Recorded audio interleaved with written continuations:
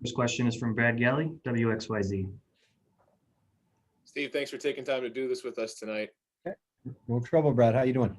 Doing well. What's the chapter in the book that you're going to write someday about the draft lottery? What's the title of that chapter going to be called?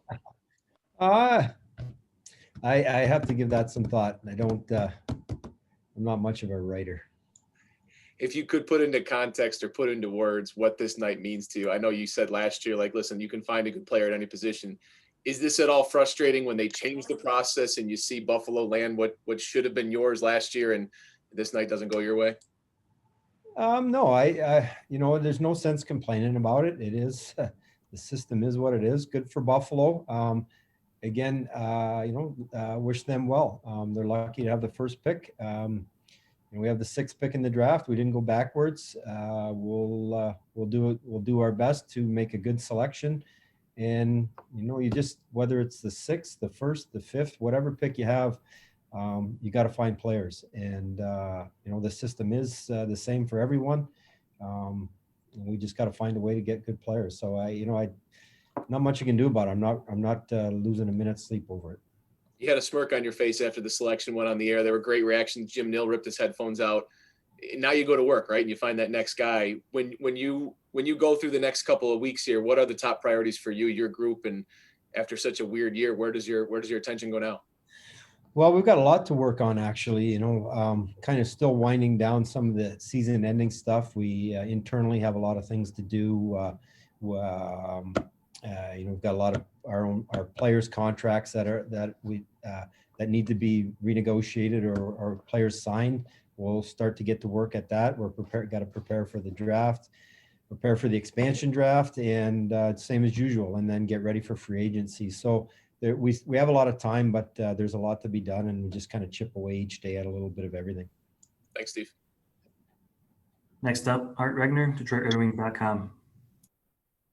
Hi there, Steve. Well, I guess the good thing is at least you didn't go down. I think this is the first time in Red Wing history you didn't actually go down in the draft lottery. You stayed at number 6 where you were slotted. I'm kind of curious, when you look at it that way and it being such a weird year, how comfortable are you with the whole process that you had guys in Europe, Kronwall was in Sweden the whole year, that you're as prepared for this draft as you can be considering the circumstances?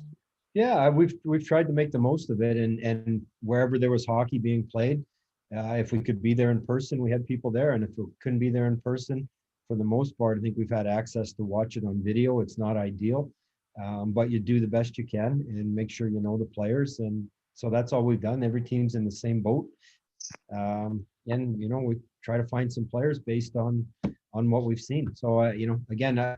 I think at this stage we're as prepared as we can be. I think I know there's an event going on in Erie with some of the Ontario kids right now that some of our staff are at and watching that. And after that, it's pretty much wrapped up, and we get ready, put our list together and get ready for the actual draft.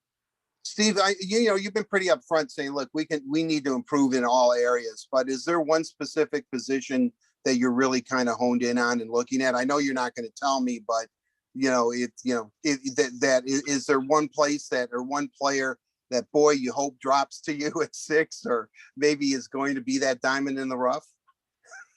Well, no, again, we do need help in every area, and the reality is, whoever we pick, in 1, 2, 3 years when they're ready to play, things can change. So our philosophy or plan will be to pick the best prospect on the board. I don't think we're in a position with the 6th pick to say, oh, we definitely need this position. So, Drapes and the guys have continue to finalize their list here over the next month and get ready to go. But again, our intention will be to pick the best prospect we think is available when we pick 6th.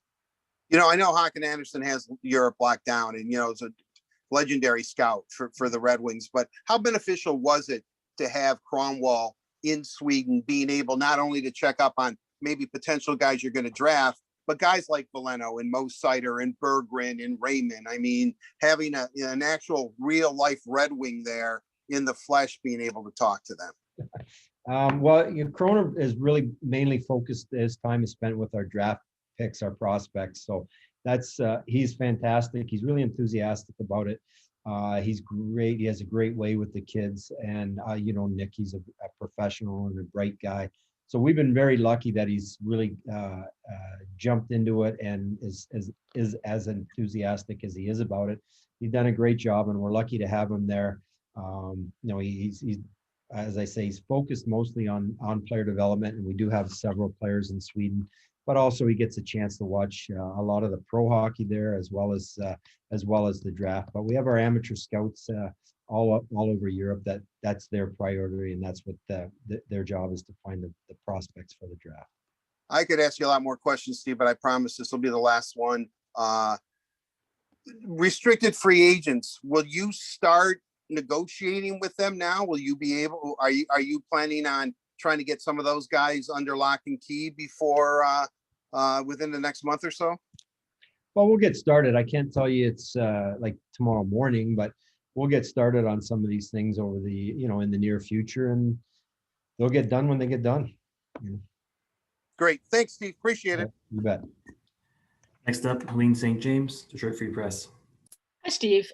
Moritz Seider was a 6 overall pick, and it seems like we can always look back on drafts and redo them, and players would have gone higher maybe than where they originally went. Leading into that, how confident are you that you'll get a good player who can maybe move the needle on the rebuild? Well, I think we'll get a good prospect. Again, I've off the top of my head, I don't have a list in front of me of the kids, but I've seen the majority of those kids that'll be in that 1 to 10 range. So again, we're excited about the possibilities that'll be there. Ultimately, I think more so this year than any other year, you're going to have vastly different lists, even with the I think within the the people within the media that are responsible for their outlets for their draft list. You'll see radical differences this year, just based on which league these kids were playing in and how much they played or didn't play. So this one's going to be maybe there'll be more surprises than ever, I guess. But I think, again, sitting at 6, there's players we think will be there, and multiple players, and we'll be excited about the pick. And ultimately, do they move the needle? We hope they do. When that happens, we're not sure. And I'm curious, you have considerable experience now as a general manager, but you draw at all on your experience as a player in shaping a rebuild? You know what you went through as a player, you know what happened with the 1989 draft. Like, does that ever play in your mind when you're shaping this team? Well, I'm dying to have a 1989 draft. Yeah, let's hope we have one. But at the time, I was on the team. We didn't. You're curious about the draft as a player on any team. You take note when the draft comes, see who you got, really with your first round pick, and the kids you don't really know. So I think I had played against Sergey at the World Championships. Vladdy, I think, was on that team as well. So I knew them. I played against Nick the year after he was drafted. But going into the draft, the player that I knew the most was Sergey, and he was obviously one of the best players on their men's team, which was a tremendous team at that time. So, at somewhere along the line, if we could get a draft that's even half of that, obviously we'd be thrilled. I guess my point is more to that, how tough it can be even when you have a draft like that. It was still 8 more years before you lifted the cup. That this is a long-term project, much as we all would like to see immediate. Yeah. Again, everybody, somebody will ask, when you're going to make the playoffs, what's your timeline here or there? I can't give one, because it's a guess. We're going to continue. We don't, now we know we have the 6th pick in the draft. Who we're picking, we don't know that today. We'll know that in 2 months, so where we're picking in the draft next year, I have no idea. So we just kind of stick with the method or the methodical approach. We'll continue to draft, and hopefully we get really lucky one year and we get 4 or 5 players or 3 players, and that speeds it up a little bit. But unfortunately, it does take a long time, and if you get it done quicker, you were luckier than most. Thanks, Steve. Okay. Next question, Max Bultman with The Athletic. Hey, Steve, I'm just curious, how how you view kind of the strength of this class overall. I know year to year it can kind of be overstated that one year is a really great year and one year is not, but how do you kind of view the top 10, I guess, of this year? It's interesting. Again, Max, I don't know. There's been draft classes that, in the last 10 years that we look back and we said, wow, at the time, this is a tremendous class. And we're excited about all the different players. And you look back 10 years later and you go, oh, review them and they weren't as good as you thought. So again, I really don't know. Again, I've seen most of the kids that are in the top 10 that we think are in the top 10 anyway. I don't know what other teams are thinking. And you're going to get a pretty good prospect and go from there. So they're all different positions, potentially all different positions, maybe not goaltenders. I don't know.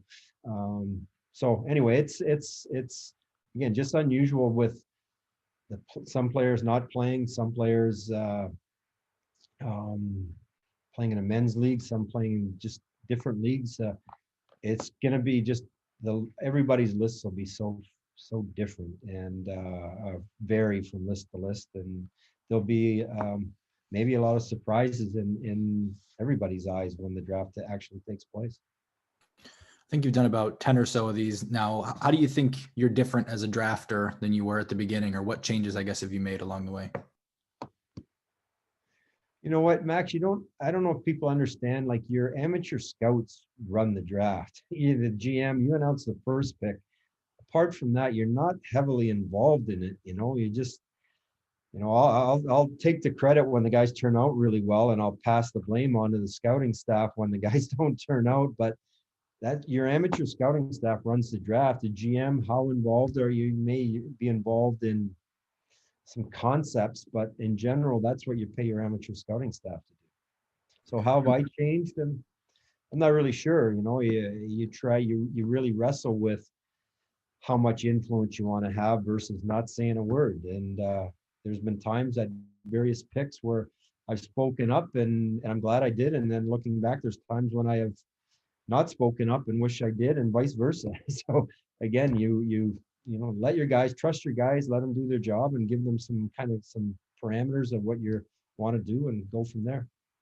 And then last thing for me, I think when you look back at the last, I don't know how long, recent history, most of the teams that have won have had at least a top 2 pick on their roster. Are you confident that a Stanley Cup winner can be built if you don't have one of those? For sure.